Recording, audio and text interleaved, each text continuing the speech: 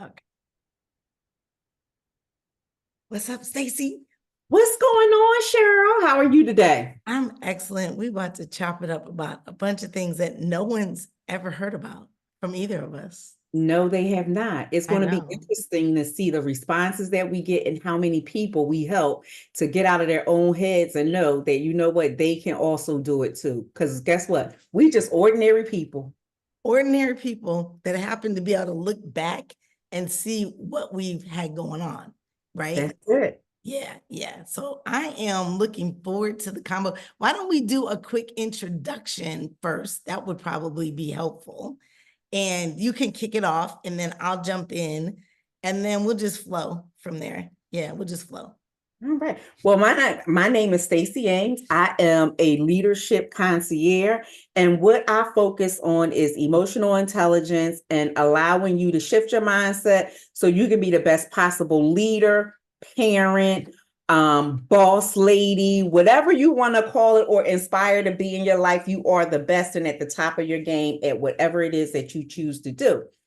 And I've been doing this for, I will say, like over 20 years. I've been in leadership for so long. I started out as a very young leader, Mhm. and I'm going to save the juice until after Cheryl introduced herself. But my ambitions always pushed me there, and I never really let anything, get in my way or stand in my way. And it made me become an overachiever, which can be a positive and it can be a negative thing. And we want to talk a little bit more about that as we go through this segment today. It's gonna be so good. So, yeah, I mean, I love your introduction. So I'm Cheryl Parks.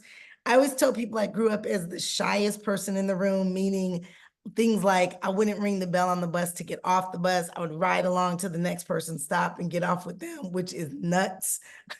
I just did not want to be seen, did not want anyone really to focus on me or ask me questions, or I didn't even want to have a voice. I didn't want to have an opinion.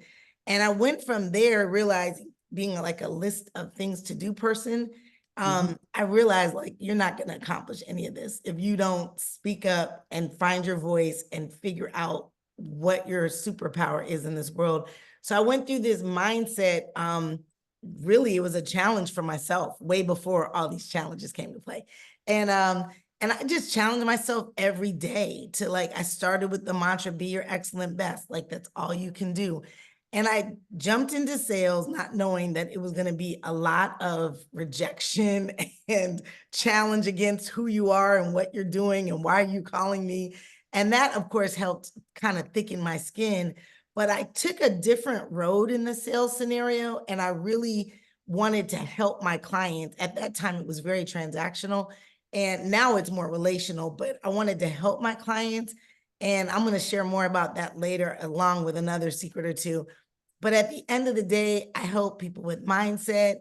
I help them focus on being able to sell themselves. So as Stacey said, you can be the best version of yourself, and you can step into not only your confidence, but feeling worthy of all that you do, all that you have, what you can have, all of those things. So we're gonna get into it. All right, let's get into it. Let's get into it. So, you know what? I'm going to drop a quick secret. You think they're ready for a quick secret? Yeah, let's just do it. I'm going to drop a quick secret and let you all know that I had a child when I was literally 16 years old. So I was a teenage single mom and I had this little baby. I went to Catholic school all my life. To say I was a disappointment to my mother, my grandparents, they were supportive in a sense where, oh, you're going to finish school, we'll help you with babysitting while you go to school. But all of the extras, it was a no-go. Like the partying, the this and all of that stuff, it was at a minimum. So one of the things that I did, I used to sit back and listen to them having a conversation. I overheard a conversation at one point, like, what is she going to do with a baby? She's going to end up like, everybody else. She was going to, college. I had got accepted to Clark University. And we had all of these grand plans and, all of this stuff going on. And I graduated when I was 17. So I was very young. I was a 16-year-old mom and graduated when I was 17. So it was, I could hear the fear in, in their voices. So that made me become an overachiever because one, I didn't want to be a statistic. And then number two, it made me feel like I needed to know everything. So I didn't never wanted them to ask me something and I didn't know. So I researched. I was like trying to be like the best mom there was. They don't have to take my kid to the doctor. They don't, and I can go to school. I mean, staying up, taking care, coming home, taking care of the baby, getting him on the schedule. He went to bed at 7:30 every night because I still needed to do my schoolwork and I needed to make sure I got all my stuff together. And it made me such an overachiever, which made me very, very independent, which was in the beginning a positive. But then it became a negative because being independent doesn't mean you're not supposed to have a team or share or ask for help. And for me, that made me feel like I couldn't ask for help because then I would be a statistic. Right. Or they would look at me differently because I didn't do it all on my own. Yeah. So I can't wait to get into those things a little deeper to even be able to share how my mindset shifted. And I quickly realized that you don't always want to be the smartest person in the room. Yeah. So to speak. So Ooh, I felt that. And there's a reason I felt it because I understand because I've been in your space. So wow, there's so much there. And I have question upon question. And just a couple of things you said just so resonated. I'll give my story and then we'll just like volley back and forth. So I actually, similar to Stacy, had kids at a young age. I was in my 20s, but I still wasn't developed by any means. And I literally was with my children's father through high school and then got pregnant with my oldest daughter and did not have a clue what I was going to do with the baby, like at all. And really had minimal support. My parents come from my mother's a first generation immigrant, like so we're my mother's from Panama and we're first generation, right? So we've come through that.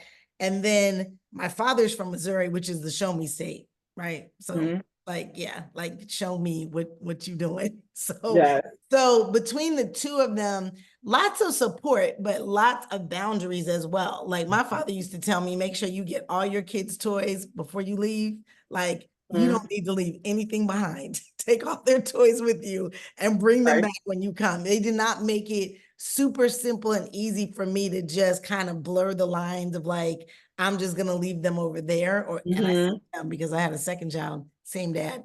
And when I say, so I'm saying them, my stigma was, and again, in my head, I can't put it on anyone else, was I was a single unmarried or never married mom.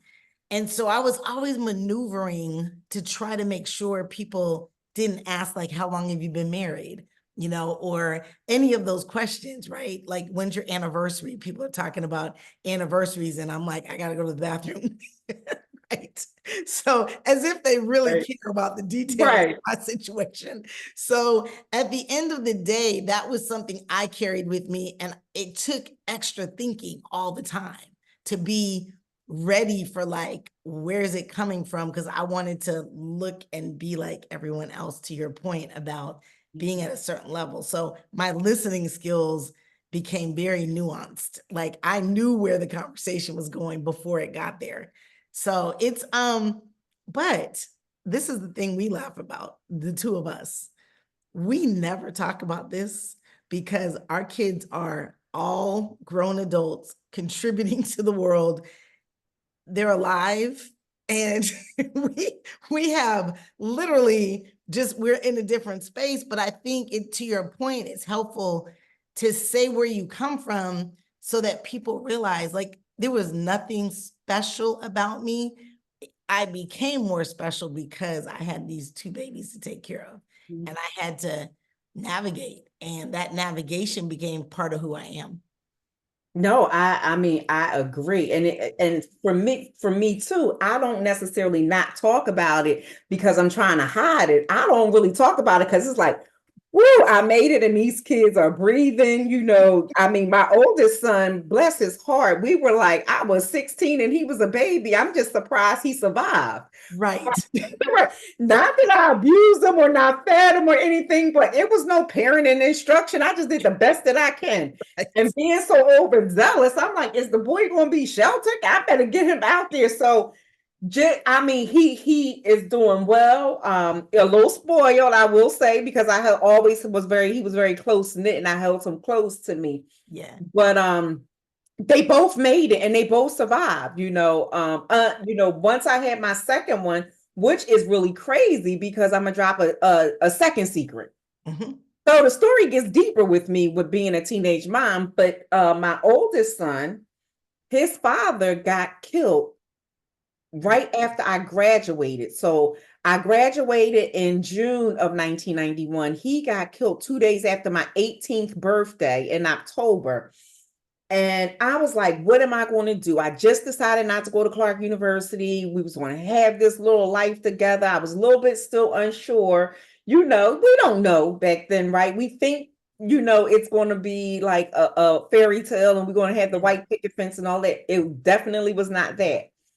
And then I went to work. I found a job in a month. That is how serious I was. I was working. I got my first job and I started 11/11/1991. I remember the date like it was yesterday. And it was at Prudential Insurance Company. And that changed my life because I met my amazing husband. And he's been a part of my oldest son's life since he was one. That is his father. Yeah. There is no differences there. My oldest son really never really got to have a relationship with his dad because he was one when he passed away. So it was just very encouraging to meet somebody that wanted to date someone with a child. It made it a little easier because I didn't have the other half that we had to fight and argue and all those things, those disagreements when you are trying to co-parent with a step parent. Right. And then we eventually got married and had another kid. So that makes the long story very short. But the traumatic part winds up turning into something very, very positive. And me and my husband are still together today. We have raised two amazing young men, but there were challenges in there as well, with raising a kid that's a stepchild, but he never considered him as a stepchild. So we have a lot to talk about with all of this stuff and business, right? How did we wind up becoming like entrepreneurs and doing our own thing and being successful at it? And not really forgetting where we come from, but not sharing it. And the sharing of that, I think, is very powerful because guess what? There are more of me and you out there than we think that had the same beginning as we do. And I just want to encourage them that you too can find your dream and overcome it no matter what your age is. Yeah, 100%, 100%. Literally, you walk through it, and as you're going through it, it is challenging and difficult and almost you feel like impossible. But as you're walking through it, you're building a muscle. You're building a sense of direction. You're building, you're learning, you're growing. And there's a Steve Jobs quote that I love. You can't connect the dots forward, but you can connect them backwards. So we can look back, like you're saying, Prudential, right? At the time, you didn't think to yourself, I'm going to go work at Prudential so I can meet my fabulous husband. Right. That's probably not a thing. Although I'm sure there are people out there that are trying to maneuver that. But you can connect the dots back. So for me, it literally was just I remember thinking when I had my daughter and I was a single mom, she was like my sidekick and we would just be like ripping and running, right? And then when I found out I was pregnant with my son, I'm like, oh, you about to be a real parent, like a whole parent. Because like well, I'll just say I'm speaking for my own scenario. I knew that if I tried to rip and run with both of them, that something was gonna break. Like you can't, like it's just more difficult. And I knew like you need to like settle down. Like these kids need some, I'll say stability for lack of a better word. They don't need to be, I just remember my daughter and I running for the train, booking down the street, trying to catch a train. Like, you don't do that with two kids until like literally, how about if you just be early for the train? Right, right, right. I can't even imagine you running with two babies trying to get Yeah. and the bags, right? Exactly. So there was always this so for me, I always had goals and dreams written down. I got about 1 million of these books right here. Mm-hmm. And I keep them with me because I'm always writing and thinking. I use my recorder on my phone, but I'm a writer. Like it comes through the pen for me. Mm-hmm. And so I always just wanted to like achieve. Like I knew I was raised in your typical kind of middle class, household. And I knew like I'm supposed to be going forward, not backwards. Right. Mm-hmm. Yeah, So not so much about the money, but it's just about the lifestyle. Like I should not be taking my children backwards, right? My parents right. came from backwards and move forward. So Mm-hmm. my thought was I'm supposed to take it from there and go to the next step. Yes, Yeah. So there's absolutely. all this up here, right? Yes, I mean, listen, it's so funny. Look, I have my book too, Yeah. and I write in it constantly ideas, and I've always been very goal centered and goal oriented. Which yeah, I've been doing like a vision board party for years for my friends, and not taking the show on the road completely, but I know that this works. If you write it down, you turn your dream and your vision to reality once you start putting it on paper. And then when you start writing those action steps to it, you start now executing it. And then you see the fruits of your labor, like the compound effect. Right. Little bit at Right. a time, little bit at a time, little bit at a time. And you see, your dreams and your fruitions come to play. So Yeah. I don't know where I would be without goal setting and writing things down and Yeah. building relationships Yeah. and just It's being pretty. open. Yeah, definitely. And I've been to your quote unquote vision board party. So people typically think of a vision board party in a certain way. This is not that. This is some deep rooted, deep diving. And the cool part was when I came, there was a recap with the people that had been previously. And I mean, to say that I was just so enamored, um, they were standing up like I said I was going to buy a house last year and I got my house in November. I said I was going to start a new job or build my company. And they were all kind of, I think we were on Zoom, but they were all coming to the table with like, they had achieved their goals. And it just, the way you lay it out is just so like chef's kiss. It's just Well, fabulous. thank you. Thank you. Thank you It's so really much. good. And it did not come across that way. So I'm telling folks out there that listen, this started out as the vision board party started out as something I like to do. I invited friends over. It was potluck. And then I just go from there. I'm like, oh, let's do a workbook to go along with it. And let's do this. So it kind of grew. And based on a compound effect, you do a little bit and add a little bit each time. And then it turns into something, it kind of takes a life of its own and it just kind of grew. So thanks, Cheryl. I Yeah. appreciate that. It I, wasn't intended, but it wound up being something big. Yeah, I got to point out, you just dropped two nuggets. You were talking about goal setting and writing down your goals, which we all like. If you haven't heard that, that is a nugget. And the second nugget is you found something you were passionate about and you were like, hey, let's just do this. Let's just have a potluck. Let's talk about, maybe we could just create a workbook. And you just took it and let it morph to what it needed to be. And you had people around you that could leverage your skill set there. So that's like a second nugget. If you have something you love to do, see if it fills a void for somebody. That's literally what sales is about, right? It's like somebody is here and they want to be over here and you become that bridge. So I just had to point that out because in case people, it just went by them. So yeah. Well, since we're on this and you're talking about a little bit about sales, you're no slacker either, not by a long shot. And for me, hearing your story, really knowing you, and like hearing the stories of the shy girl being the shyest girl in the room, not wanting to get off at your bus stop if nobody else got off, like you was just riding, right? To this person where like I tell you all the time, I can call you about anything and you can really figure out a way. You'll be like, let me think on it. And you come back with this whole thing. But it always goes back to understanding and changing your mindset and really understanding who you are as the person.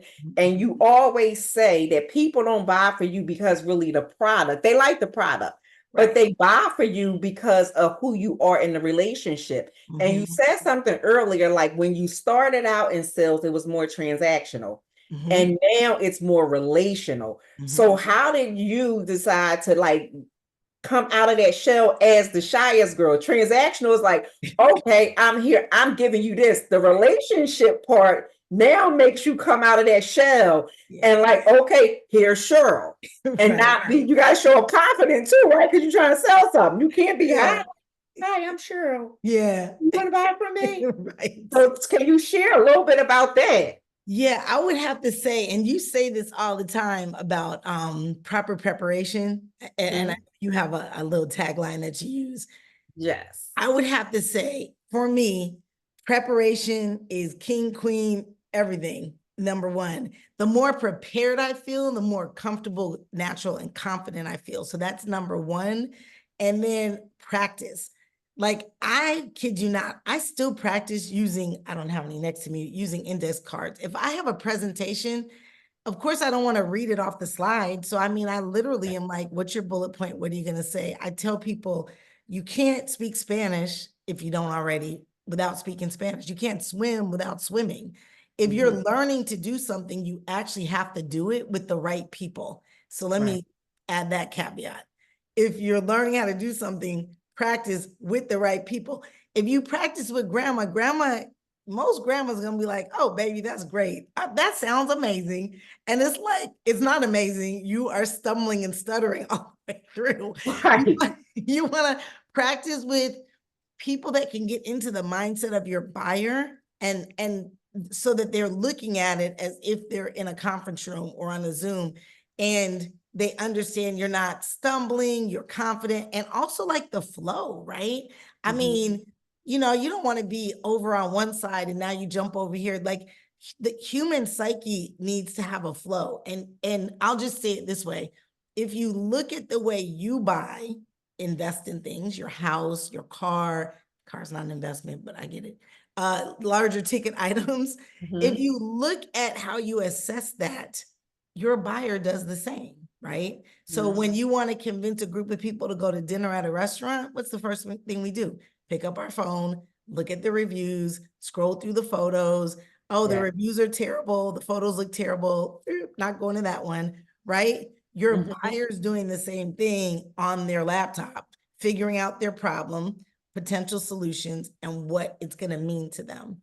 So, looking at things, it's critical thinking, is what it comes down to. That Mhm. I honestly think is just critical thinking and Right. enhancing your business acumen. Because if you're only here to sell me something, I'm not interested. Right. Unless my house is on fire and you are selling me water coming out of a fire hose. If I'm buying that, I'm down. But if I have a problem and I get to research it and it's not like, some deadline associated, I'm probably out looking and I want to know that you understand the full landscape and the impact of me investing, right? Mhm. So yeah, it really depends. If it's an emergency, and I hate to say this, if you go to a concert in the park and it's 110 degrees outside, you're gonna pay $8 for water, right? Mhm. But if you're walking down the street and you're like, I'm just thirsty, I'm gonna pop in here, you're not paying $8 for a bottle of water. I'm going to the Right. next store, right? Right. So That part. if we just look at the way we do things, it's critical thinking, and that's all it is, and problem solution. Like, how do you solve problems in general for yourself Right. and others? So you just became a critical thinker surrounding your shyness and was like, I gotta show up big. Yeah. Yeah. I got a saying just like a couple weeks ago. I was like, we always need to be solving problems. Sometimes they're our own problems, Mhm. right? So I had a problem of being incredibly debilitatingly shy, and I figured out how to solve that problem. I didn't know at the time that's what I was doing. But Mhm. then when I figured that out, I'm like, well, I just broke it down. I created a mantra. I took an inventory of what I'm good at. I listed two things that I'm not great at. I started learning about those two things. Like, that's a blueprint for almost anything, right? You could Mhm. engineer, you could just be an engineer on your own life map and just say, here's the problem. Now let me engineer it. I did it once before. Let me go over here and do it again. So that's kind of what fueled me. And then you asked about relationships. So I've always been interested in people's stories, which is kind of how we got to this. Mhm. And like I was always a sales rep that would have like new business, but then I would be in like a Wells Fargo building relationships Mhm. because I like to see how things come together and why people do what they do. So it Mhm. wasn't a huge jump for me. The getting out of my own way was the jump. Yeah. That is important Yeah. because so many of us are in their own way. Yeah. You know, even like when I shared earlier in regards to it being a negative and a positive of being so independent, when Yeah. you're so independent and don't want others around you to help because we don't have that trust, like all the negative things in your head growing up, you know, you're going to be a statistic. You know, so it takes that trust away a little bit. Like, what's the motive behind you wanting to support Mhm. and help me? Because I'm Right. so used to doing things on my own. Right. And then I quickly realized that, okay, one, you can't win as I, right? You have to have a team, especially once you get at a certain level in your career. You can't do it on your own. Mhm. And then being in leadership, you know, so young, it was like, okay, I gotta trust other people because I can't do this. And I used to try to do everything. Let me see everybody. Let me look at this. Like, no, me. And then it started to drive me insane. Yeah. And I had to do a self inventory and step back and say, you know what? You can't do all of this here and be a mom and be a wife. You have to utilize your resources and how to do that. Right. Right. That's And what you're then there for. right. And then once I started doing that, I'm like, wow, these people are smart. They're bright. Like they can handle that. And then, you know, you start relinquishing some of that control. And I saw things just start to grow and flourish. You Yeah. know, it's not always perfect. Somebody on a team is going to burn you, Yeah. you know, or try to get over. Yeah. And you try to work with them the best that you can. And the way that leadership has come now, I mean, these days, it's not as punitive as it has been in the past. You know, Yeah. we want our employees to grow. We Mhm. don't want them to stay stagnant, and we want to help and be very supportive.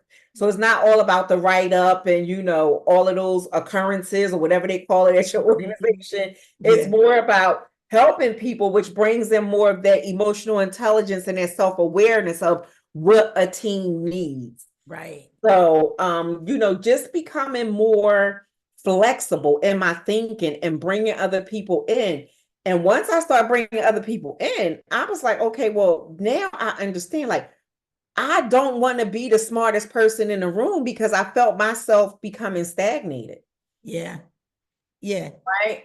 And that's even like when you're trying to be the smartest person in the room, it to your point about stagnation, it just is like you feel caged, right? Yes. Because you're always trying to make sure that you keep, things like at a certain level, as opposed to letting everybody flourish and shine their brightest around you. Yes.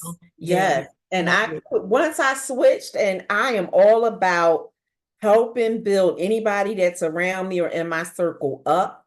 Yeah. I look like we're all here and we all bring something to the table. Otherwise, we wouldn't be in each other's circle. Correct. So let's utilize all of those positive characteristics and work on some of those weaker characteristics Yep. and lift everybody up because nobody's perfect. I mean, even you and I still have some level of weakness, you know, somewhere, you know, within our plethora of strengths, I, right? We can always work on for some, real. right? Everybody has that challenge, no matter where you are in your career. I don't care if you're the CEO, CFO, the chief people officer, whoever you are, Right. there's always a need for growth because things are always changing. Yeah.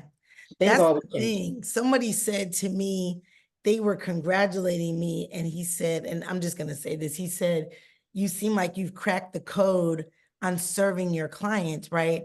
And I said, thank you, but that code is ever evolving.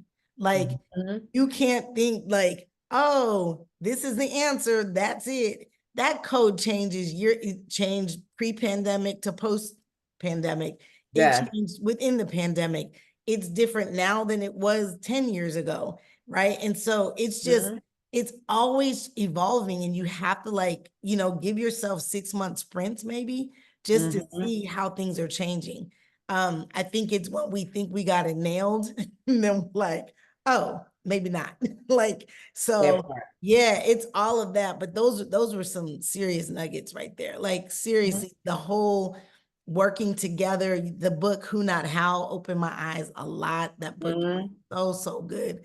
Find somebody that does what they do in the space you need them in, as well as you do. Yep. You do. Um, Ops is my nemesis. I'm a sales, marketing, creative thinker, not so much ops. So, Right. so I'm always looking for that person. But it's just interesting. Like, to your point, it's amazing that we're sitting here and time has flown by. Like, Yes. I literally am like, how have I been not in my business, but in the business space for almost 30 years? Like, that's nuts.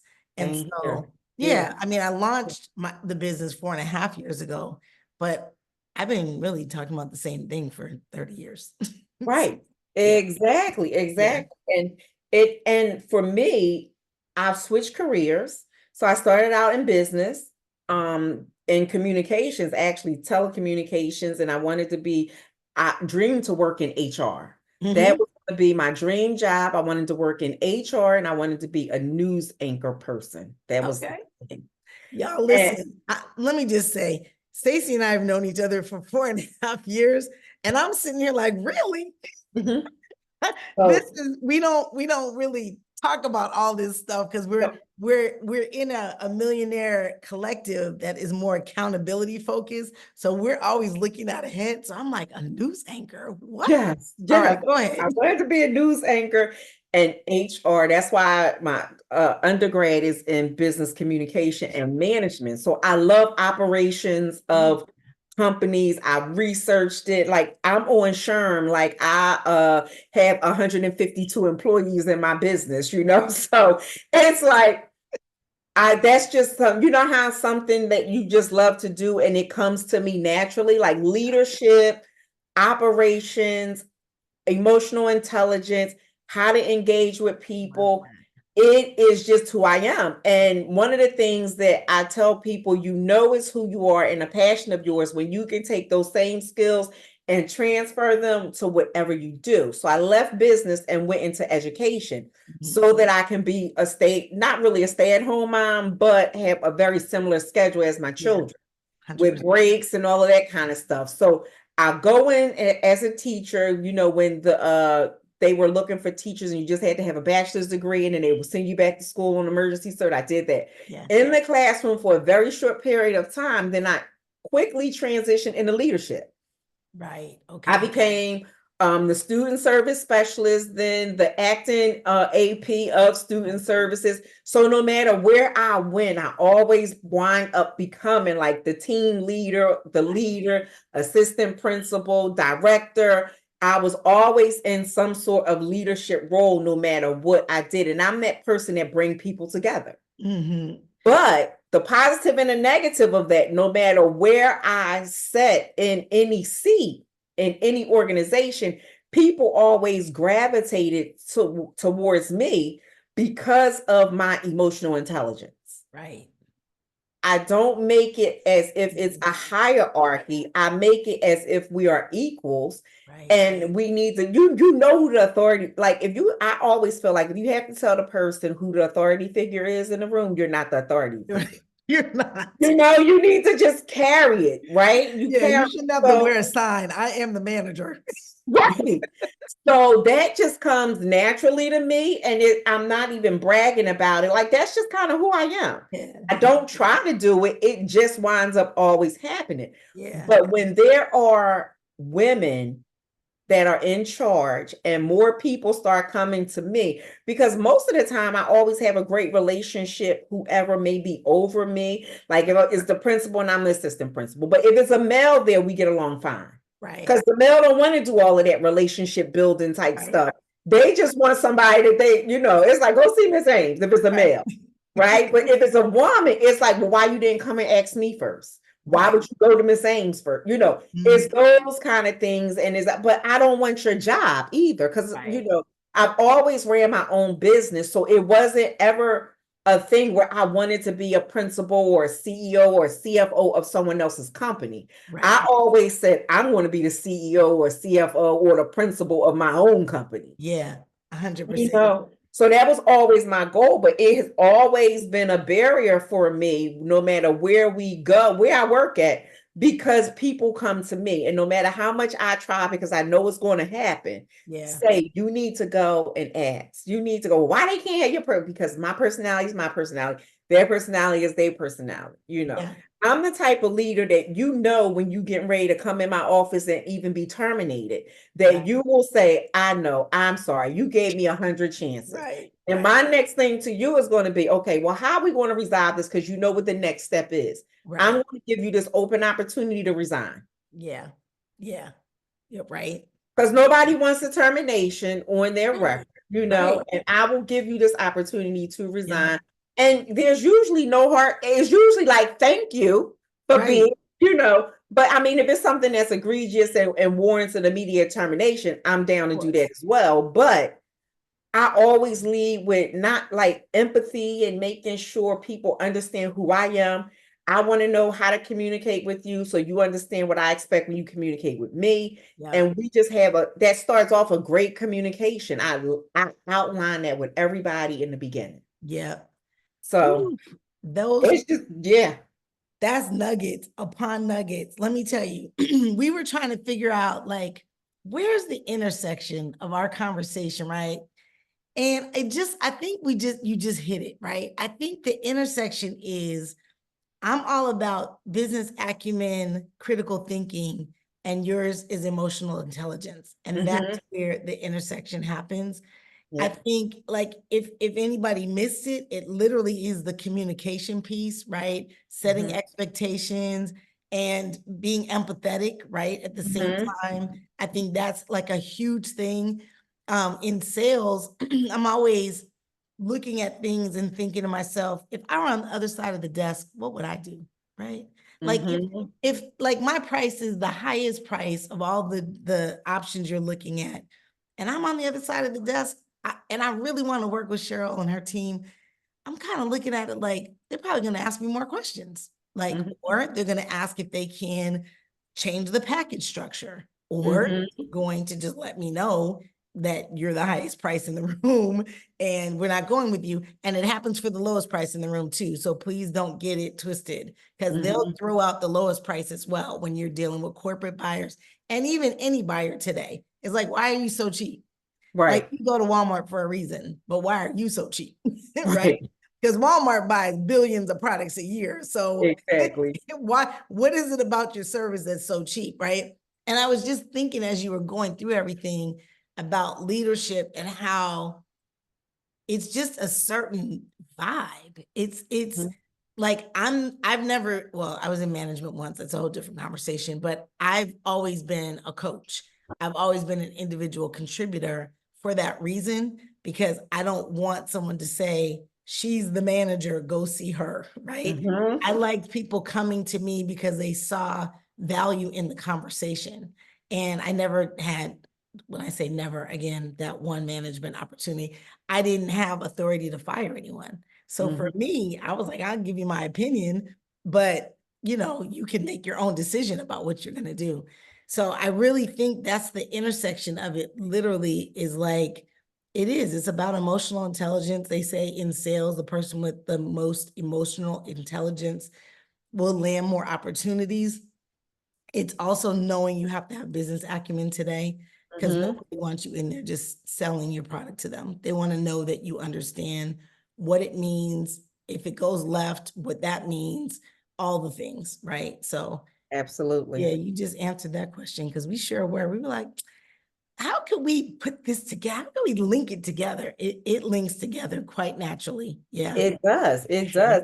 And I tell you all the time, Cheryl, you use emotional intelligence all the time because you always start with the mindset. You always start with the mindset and how you look to approach something and get out your own head and get out your own way. Yeah. I Right. will tell you too, the shy introvert part. So for all you introverts out there, I know you've been hearing this a lot, but it's true. Introverts tend to process differently. So introverts are going to listen to all the information and then they're going to process it and come back sometimes with an answer, a thought, a strategy. There's a tendency, I'm not trying to make this an absolute tendency for extroverts will just start saying like, what about this? What about that? Have you tried this? And there's no right or wrong. We need both. Like we need both. Sometimes we need fast answers and sometimes we need processed responses. So for those introverts out there, that's probably my side where And the other is me. yeah, I'm gonna step away, think it through, look at it from a lot of different angles, and then I'll come back with some thoughts. And I usually will try to come back with more than one thought so that we could continue the conversation to build out a solution. Whereas, I mean, again, if the house is on fire and I need water, I'm not going away to think about what kind of water should I have. You got to know when to pull the trigger and when to step away and process. But at the end of the day, I think that's also like a clear path. Like just you and I, there were connectors with us like early on when we joined the accountability group. Yeah. So and now we are in $1 million accountability group. Remember when we started. So I'm telling you just got to start certain things. And as Cheryl was talking about introvert, extrovert, I'm the extrovert. I'm going to say what's on my mind. It's going to come out my mouth. And then if someone like Cheryl, an introvert, comes and say, well, you know what? And I am not the one that's going to say, no, my idea is the grand and the only idea. I'm going to say, oh, no, that sounds better. What comes up, I have to get it out. That's just how I process and how I think. Yeah. One of our favorite Stacy sayings is what we're not going to do is. Yeah. What we're not going to do is. And we're going to crush it. That's what we're going to do. Right. That's right. But like for real, I just want to keep this conversation going. I mean, whether we come back weekly, bi-weekly, monthly, whatever, I think it's so important to draw from your own superpowers, know where your challenges are, and communicate out. Like, create a mindset. If you have to create a mantra for yourself, do that and stand on that until you get to who you want to become. That was another thing I did is I was who I wanted to become. And so I was always looking at that person like, well, what would she do? Right. Right. And so then when I became her, I'm like, oh, all right, well, I feel like I'm here. Right. So then you got to set another goal. But yeah, I just think it's a great conversation. I think people need it. I mean, we'll find out. Y'all leave us comments. We don't put this on YouTube. Leave comments. Let us know. Do you want to hear more, less? What do you want to know more about? That's a lot of information if you stayed for the whole thing. So tell us where you want us to go deeper because, we could just go. Absolutely, because this is for you. So whatever it is that we just discussed, like Cheryl said, just leave a comment and we will definitely create an episode just for you. Yeah, we will. Absolutely. Stacy didn't even hit on her education and degrees. We'll get back to that as well. So if you're out here studying, maybe YouTube University and at the university, that'll be another topic we'll talk about is how did you get through the layers of school that you went through to get to where you are? I sure will. I forget about, and that's something else I never talk about. Sure, I really don't. Like, who has a bachelor's degree, a double master's, and all of these certificates? Had I known, and I want to talk to people too about understanding education, because if I would have known what I've known like 15, 20 years ago when I got all of this stuff, I would have probably just got a doctorate degree. Got you. Y'all, I'm not even playing. I hope somebody is hearing this. Yeah, I was a degree back then. So, but I didn't know. I'm just they paid for my education. It was free. So I'm like, oh, I'm getting this master's. And yes, why not just get the doctorate? So we'll talk a little bit more about that too. If you're in school crisis and don't know which way to go, or the more bang for your buck, because school is expensive. I was fortunate enough to have my schooling for free because I was in that time period of education shortage. So school was paying 100% so you get your degree. So But no, Oh, we have a lot of stuff to cover and talk about. So drop a comment or what you want please. to hear. And it can be, don't look in the comment section and be like, I gotta stay on topic with what somebody else put in there.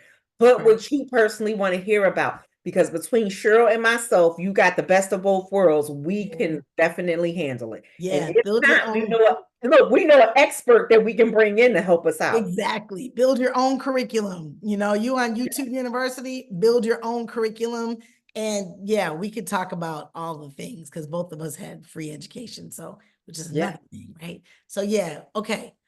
We could be here talking forever. We gonna shut it down. Let us know if let us know what we did well, what we didn't do. We're open for we're here for all of it.